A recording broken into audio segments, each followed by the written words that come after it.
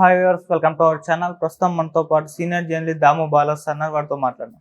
నమస్కారం సార్. నమస్తే సార్, జగన్ గారి పైన రాయదాడి కేసులో బోండా ఉమా పరారీలో ఉన్నారని చెప్పేసి ఒక న్యూస్ వచ్చింది సార్. మరి ఈ న్యూస్ లో నిజమెంత ఉంది? అసలు బోండా ఉమాకి రాయదాడికి ఏమైనా సంబంధం ఉందా సార్? అనేక మలుపులు తిరుగుతూ ఉంది, రోజుకి ఒక ట్విస్ట్.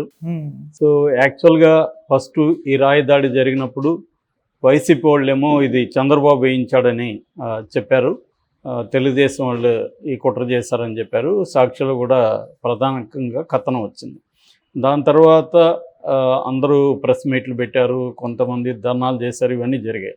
తర్వాత జగన్ కూడా గుడివాడలో మీటింగ్లో ఇది చంద్రబాబు, పవన్ కళ్యాణ్, బీజేపీ కలిసి చేయించారు అనేది అతను కూడా ఆరోపించాడు. ఓకే. మరోవైపు తెలుగుదేశం వాళ్ళ వెర్షన్లో చూసుకున్నప్పుడు అక్కడ ఒక యూనిటీ లేదు, కన్ఫ్యూజన్ ఉంది. ఫస్ట్ ఏమో ముందుగా మోడీ ఖండించాడు, దాని తర్వాత చంద్రబాబు ఖండించాడు. కానీ చంద్రబాబు ఒక పక్క ఖండిస్తుండగానే లోకేష్ ట్వీట్ బయటకు వచ్చింది. అందులో ఏమో రాయి ఎక్కడి నుంచి వచ్చావంటే తాడేపల్లి నుంచి వచ్చానని చెప్తుంది అని చెప్పి ఇది అదేంటి మన కోడికత్తి 2 అని చెప్పాడు. తర్వాత అచ్చెన్నాయుడు కూడా అదే వెర్షను. సో దాని తర్వాత చంద్రబాబు కూడా మైండ్ మార్చుకొని డ్రామా ఆడుతున్నాడు జగన్ అనేసి ఆయన కూడా విమర్శించాడు. పవన్ కళ్యాణ్ అయితే ఆ పూలమాల సందులో రాయి పెట్టుకొని తనే కొట్టుకున్నాడేమో, ఎవడికి తెలుసు అని అతను మాట్లాడాడు.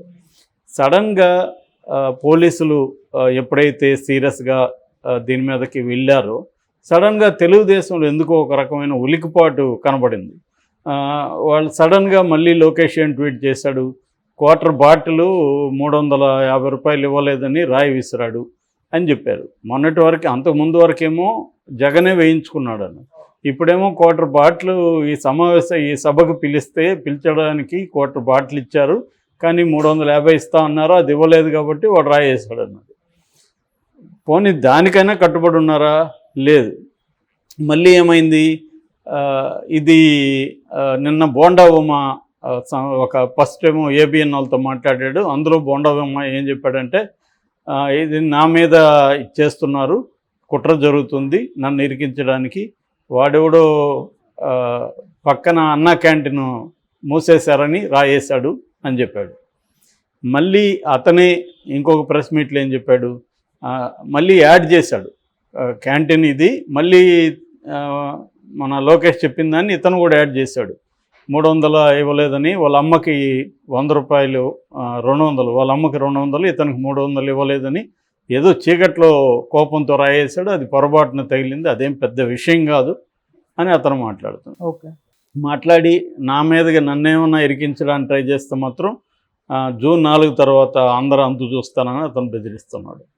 సో ఎందుకు తెలుగుదేశం ఇలా ఉలికిపాటు అవుతుంది, ఎందుకు ఒక స్టాండ్ మీద ముందు నుంచి కూడా అందరూ లేరు అనేది ఒక పెద్ద అందరికి కూడా కన్ఫ్యూజ్ ఉంది. అదంతా వ్యూహ ప్రకారమే ఉన్నారా, లేకపోతే వాళ్ళల్లో వాళ్ళకి యూనిటీ లేదా, ఏం తెలియట్లేదు.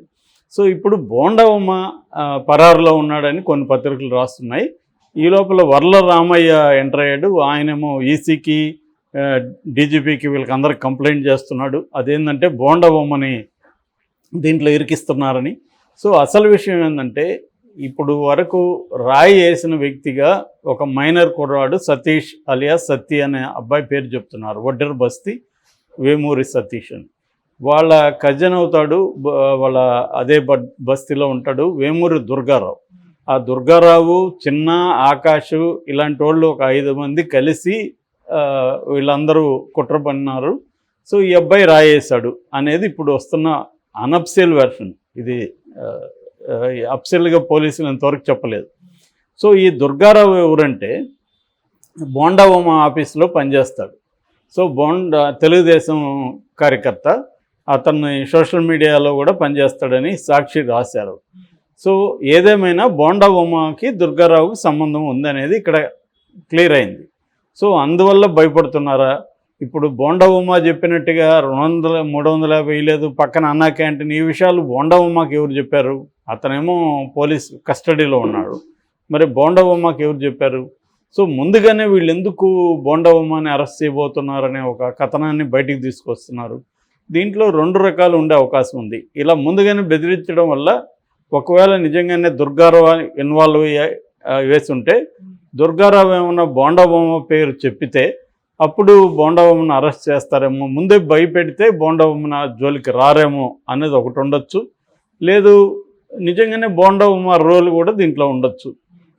ఎందుకంటే దుర్గారావుతో అతనికి చెప్పుండొచ్చు, ఒక రాయి ఏంట్రా సరదాగా చూద్దామని, ఏమన్నా జరిగి ఉండొచ్చు. ఎందుకంటే బోండాబొమ్మ మీద ఆల్రెడీ ఇట్లాంటి అలిగేషన్స్ బోల్డ్ ఉన్నాయి. 2014 నుంచి 18 వరకు అతని మీద సెక్స్ రాకెట్ ఉంది, కాల్ మనీ స్కామ్ ఉంది, అక్కడ అనేక గూండా యాక్టివిటీస్ చేసినాడని, తర్వాత దౌర్జన్యంగా అనేక అక్కడ ప్రాపర్టీస్ ఆక్యుపై చేసినాడని రకరకాల ఆరోపణలు ఎప్పటి నుంచో ఉన్నాయి.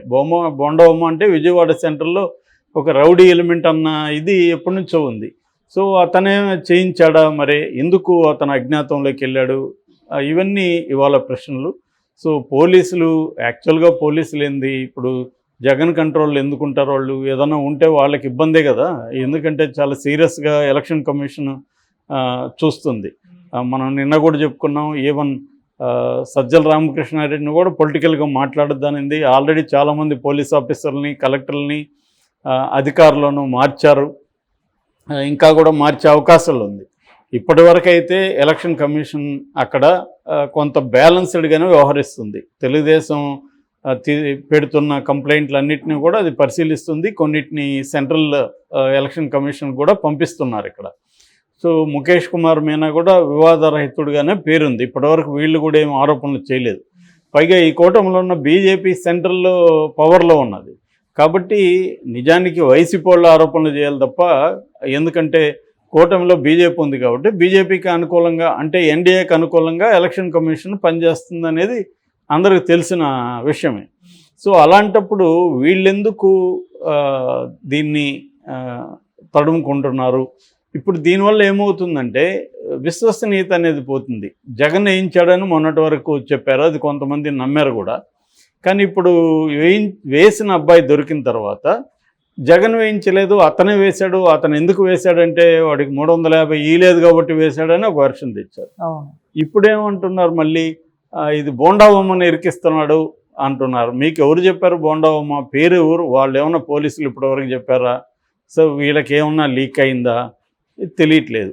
అంటే దుర్గారావు అనే అతను బోండాబొమ్మ ఆఫీస్ కాబట్టి వీళ్ళు ముందు జాగ్రత్తగా ఇలా చేస్తున్నారని అది అర్థమైపోయింది. దాంతో ఇంతకుముందు చెప్పిన వెర్షన్కి వ్యాలిడిటీ లేదు. అంటే జగన్ మీద తనే రాయి వేయించుకున్నాడు అన్న వెర్షను ఇప్పుడు వీగిపోయినట్టే కదా వాళ్ళు చెప్పింది. మరి దాని గురించి ఇప్పుడు మేము ఎందుకు అలా చెప్పామనేది కూడా ఎక్స్ప్లెనేషన్ ఇవ్వట్లేదు. అంటే ఇష్టం వచ్చినట్టుగా రోజుకొక వెర్షన్ మార్చుకుంటూ వెళ్తే జనాల్లో కామెడీ అయిపోతుంది. జనాలు నిన్న నేను చూశాను, ఆ ఏబిఎన్ కింద కామెంట్లు చూస్తే మొత్తము ఇతన్ని తిడుతున్నారు.